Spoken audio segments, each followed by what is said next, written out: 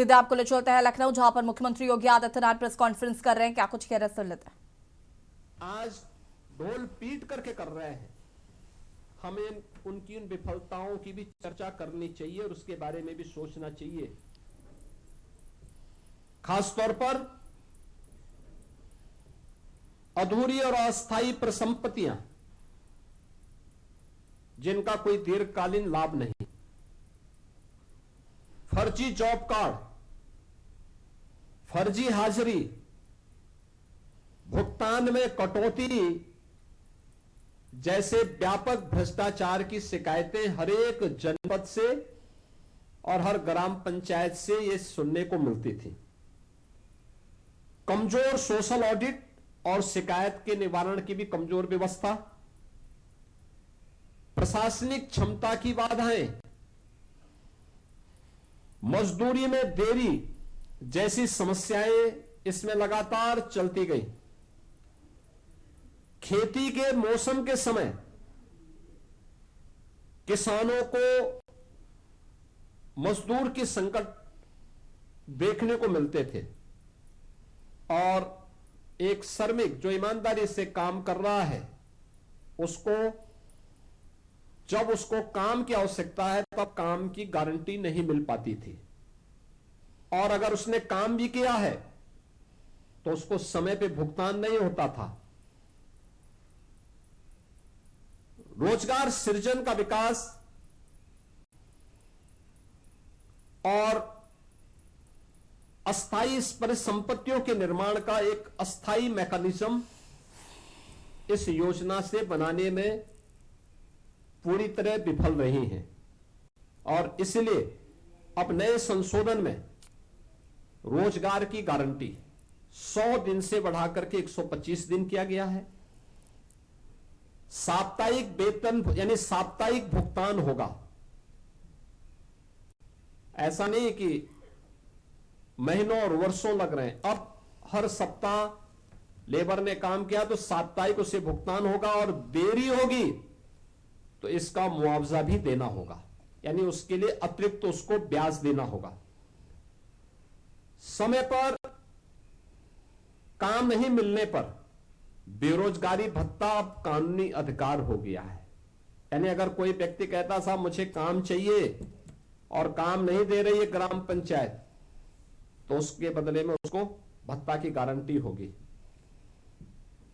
खेती के मौसम में किसानों को मजदूरों की कमी न हो, इसके लिए राज्यों को बुआई और कटाई के समय 60 दिन तक कार्य का विराम देने का अधिकार भी राज्यों को दिया गया है। राज्य तय करेंगे कि कब खेतीबाड़ी का समय है, उस समय मनरेगा के कार्य स्थगित रहेंगे, खेतीबाड़ी के कार्य के लिए लोग पर्याप्त संख्या में लोग मिल पाएंगे, और 125 दिन की गारंटी वर्ष भर में जो भी कार्य करने के इच्छुक हैं उन श्रमिकों को प्राप्त होगा। किसान और मजदूर दोनों के हित इसके माध्यम से सुरक्षित रखने की गारंटी दी गई है। खोदने और भरने वाली कामों पर विराम होने से स्वाभाविक रूप से जिनके हित प्रभावित हो रहे हैं वो चिल्ला रहे हैं, क्योंकि गड्ढा खोदते थे फिर उसको पाटते थे। ये प्रक्रिया अब उनके हित प्रभावित हो रहे हैं तो स्वाभाविक रूप से उनका चिल्लाहट होना स्वाभाविक रहे। अब इसमें 4 श्रेणियां दी गई हैं जिसका निर्धारण ग्राम पंचायत स्वयं तय करेगी। एक, मनरेगा का उपयोग जो पहले होता था वह कोई अस्थायी परिसंपत्ति आप नहीं बना सकते थे, लेकिन अब विकसित भारत जी राम जी के माध्यम से हम अस्थायी संपत्ति का निर्माण कर सकते हैं, और उसके लिए 4 प्रकार के प्रायोरिटीज तय की गई, प्राथमिकताएं जो तय की गई, श्रेणियां। एक, जल संरक्षण के लिए आप देख रहे होंगे ग्रामीण क्षेत्र में या शहरी क्षेत्र में अक्सर आप देखते हैं ग्रामीण क्षेत्र में बहुत सारे ब्लॉक को हमें वहां पर डार्क जोन के रूप में घोषित करना होता है। पानी की मात्रा बहुत नीचे जा चुकी होती है, कोई वहां पे स्थायी व्यवस्था नहीं बन पाती है। अब इस योजना के माध्यम से जो मनरेगा में व्यवस्था नहीं थी, विकसित भारत जी राम जी के माध्यम से गारंटी दी गई है कि वह इसके माध्यम से जल संरक्षण की अस्थायी व्यवस्था क्रिएट कर सकते हैं, यानी रेन वाटर हार्वेस्टिंग की व्यवस्था, चेक डैम की व्यवस्था और उससे जुड़ी हुई अन्य सुविधाओं की को वहां पे गांव में वो क्रिएट कर सकता है। ग्रामीण बुनियादी इंफ्रास्ट्रक्चर के माध्यम से वह इन चीजों को वहां पे विकसित कर सकता है, सड़क, नाली, इन सब का विकास कर सकता है। आजीविका संबंधी इंफ्रास्ट्रक्चर को भी इसके माध्यम से क्रिएट कर सकता है, खेल का मैदान बना सकता है, ओपन जिम का निर्माण कर सकता है। गांव के पास पैसा है, गांव के पास लैंड है, गांव की मार्केट मंडी बना सकता है। गांव में सड़कों पे जहां तहां जो मंडी बनी हुई है उसको हटाकर उसको व्यवस्थित रूप से दुकानें बनवा करके एक अच्छे खाली जगह पर उसको अस्थायी रूप से सड़क से हटा करके एक सिस्टम के साथ जोड़ सकता है, जिससे सुरक्षा की गारंटी व्यापार उस दुकानदार के पास भी हो जाएगी और साथ साथ गांव के पास एक इनकम का माध्यम भी हो जाएगा। इस प्रकार की उसको भी किया जा सकता है। और प्रतिकूल मौसम घटनाओं से निपटने और आपदा तैयारी हेतु भी विशेष कार्य किए जा सकते हैं, यानी बाढ़ प्रबंधन के लिए गांव से जुड़े हुए छोटे छोटे कार्य हैं, उसके लिए शासन पे उनको निर्भर रहना पड़ता है। अब इसके लिए निर्भरता की आवश्यकता नहीं, ये सारी चीजें वहां पर उपलब्ध। आप इस विकसित भारत जी राम जी की इस स्कीम के माध्यम से इस अधिनियम आपको ये गारंटी दे रहा है। टेक्नोलॉजी को कानूनी अधिकार के रूप में अब शामिल इसके माध्यम से किया गया है।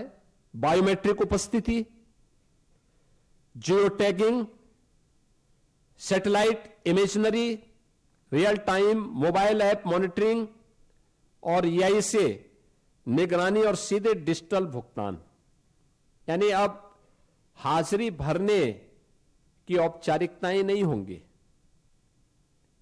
अब जो भी होगा बायोमेट्रिक उपस्थिति के माध्यम से होगी, जियो टैगिंग के माध्यम से होगी, सैटेलाइट इमेजनरी के माध्यम से स्थायी परिसंपत्ति का निर्माण हुआ है कि नहीं हुआ है, real time mobile app monitoring भी होगी, EI टूल का भी इस्तेमाल वहां पे हो सकता है और सीधे डिजिटल भुगतान DBT के माध्यम से हम श्रमिक के खाते में सीधे पैसा भेजेंगे, ये इसके माध्यम से होगा।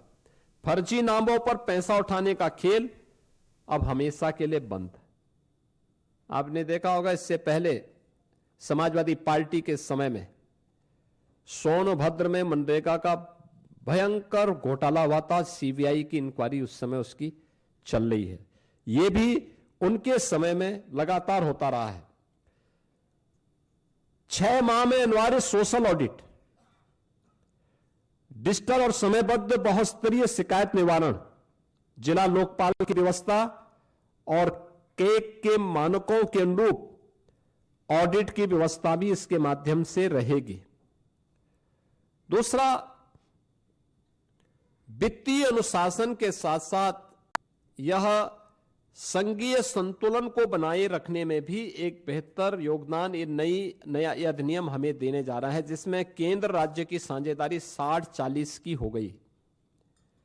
स्पष्ट वार्षिक बजट, लेकिन काम मांग आधारित ही रहेगा, यानी काम जो मांगेगा गांव में मांगेगा उसके अनुरूप ही वहां पे उसको कार्य भी दिया जाएगा। राज्यों को अधिक वित्तीय भागीदारी से में स्वामित्व, निगरानी और उसके गुणवत्ता सुधार, ये राज्यों को इसका पूरा वो दिया गया है कि राज्य इसके लिए करेंगे।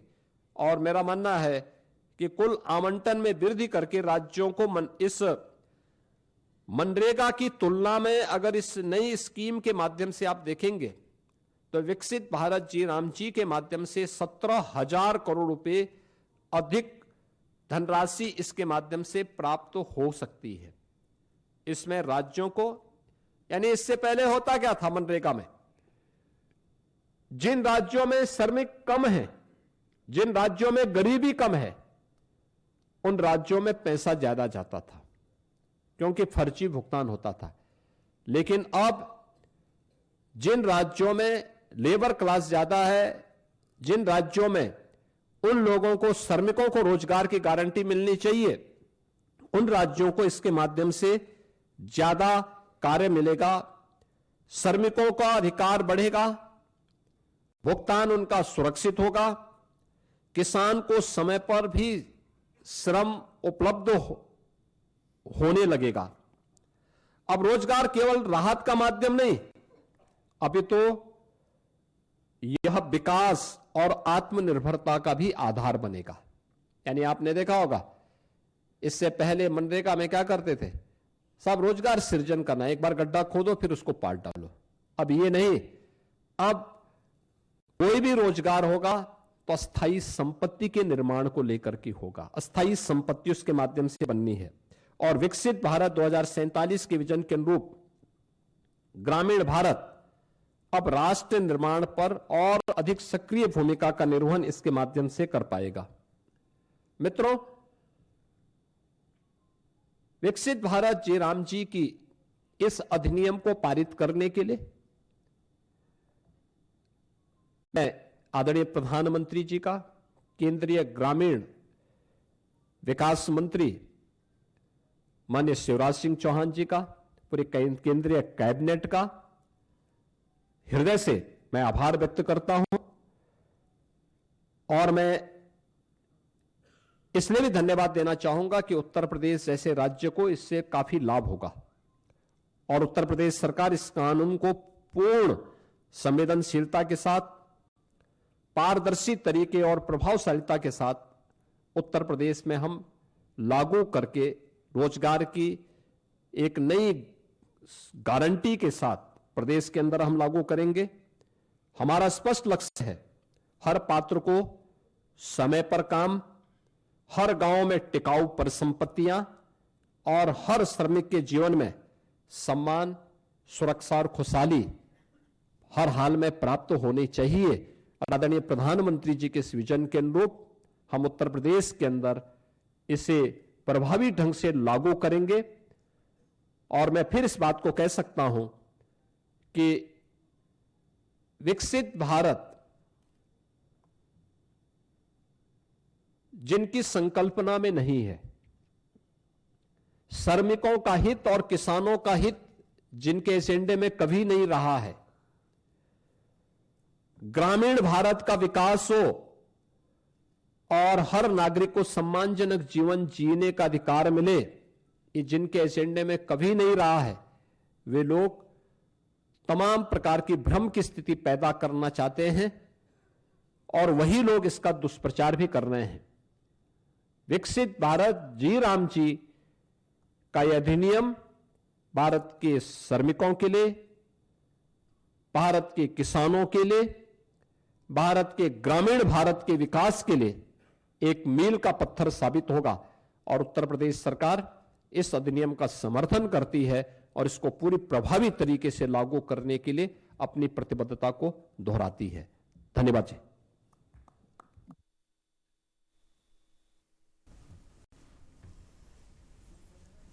विकसित भारत जी राम जी कानून 2025 के देखिए, उत्तर प्रदेश में 57,600 से अधिक हमारी ग्राम पंचायतें हैं और अगर रेवेन्यू विलेज की बात हम करें तो 1,05,000 से अधिक हमारे पास रेवेन्यू विलेजेज हैं। उत्तर प्रदेश के अंदर आज भी हमारी लगभग 67 से 70% आबादी ग्रामीण क्षेत्र में निवास करती है। उत्तर प्रदेश भारत का फूड बास्केट भी है, तो स्वाभाविक रूप से अन्नदाता किसान और श्रमिकों का बेहतर समन्वय यूपी के अंदर है। खेती के समय श्रम बल खेती के कार्यों को संपादित करने और देश का पेट भरने के लिए अन्न उत्पन्न करेगा। जब खेती बाड़ी का समय नहीं, उस समय 125 दिन की गारंटी उसको वहां पर कार्य करने के लिए, यानी महीने में 25 दिन, 5 महीने तक लगातार उन लोगों को यह कार्य प्राप्त हो सकता है और इसको लेकर के हम कार्य करेंगे। दूसरा, इसके माध्यम से उत्तर प्रदेश के उन श्रमिकों को और कार्य मांगने वाले हर एक उस नागरिक को एक तो अच्छा मानदेय मिल पाएगा, ग्रामीण क्षेत्र के इंफ्रास्ट्रक्चर को डेवलप करने में हमें मदद मिल पाएगी और गांव के लोग जो हमेशा इस बात की शिकायत करते हैं कि हमें सड़क चाहिए, हमें नाली चाहिए, हमें यहां पे इंटरलॉकिंग का कार्य चाहिए, हमें खेल का मैदान चाहिए, हमें इन कार्यों को करना है। अब ये सभी कार्य इस नई अधिनियम के अंतर्गत विकसित भारत जी राम जी के माध्यम से गांव के अंदर इस अस्थायी परिसंपत्ति का निर्माण किया जा सकता है। आपदा नियंत्रण को भी इसके माध्यम से दूर करने के लिए जो भी अस्थायी इंफ्रास्ट्रक्चर वहां डेवलप होना है, या गांव की इनकम को और गांव को आत्मनिर्भर बनाने के लिए भी जो अस्थायी वहां पे इंफ्रास्ट्रक्चर देने हैं, जैसे मैंने कहा मंडी का निर्माण हो सकता है, मॉल बन सकता है। बहुत सारे ग्राम पंचायतें ऐसी हैं जो बड़ी बड़ी ग्राम पंचायतें हैं, अच्छी आबादी है, 10-10 हजार की आबादी है, उनका अपना छोटा सा मार्केट है, लोग अपनी आवश्यकताओं की पूर्ति के लिए वहां आते हैं, उनके पास परिसंपत्तियां हैं। इस पैसे का उपयोग करते हुए हम वहां पे मॉल बना सकते हैं जिसमें नए रोजगार के सृजन भी हो सकते हैं, ग्राम पंचायत उसके माध्यम से आगे बढ़ेगी। तो उत्तर प्रदेश इस दिशा में बहुत अच्छी प्रगति करेगा और उत्तर प्रदेश इसका सर्वाधिक लाभ लेने वाले राज्यों में होगा।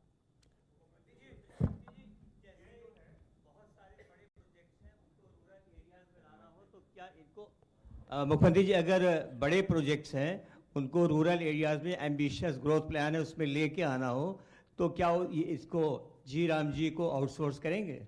देखिए, मैं कहा ग्रामीण अर्थव्यवस्था को आगे बढ़ाने के लिए, ग्रामीण इंफ्रास्ट्रक्चर को विकसित करने के लिए, ग्रामीण इंफ्रास्ट्रक्चर और आजीविका को विकसित करने के लिए विकसित भारत जी राम जी का बेहतर उपयोग हो सकता है और इसका हम उपयोग करेंगे।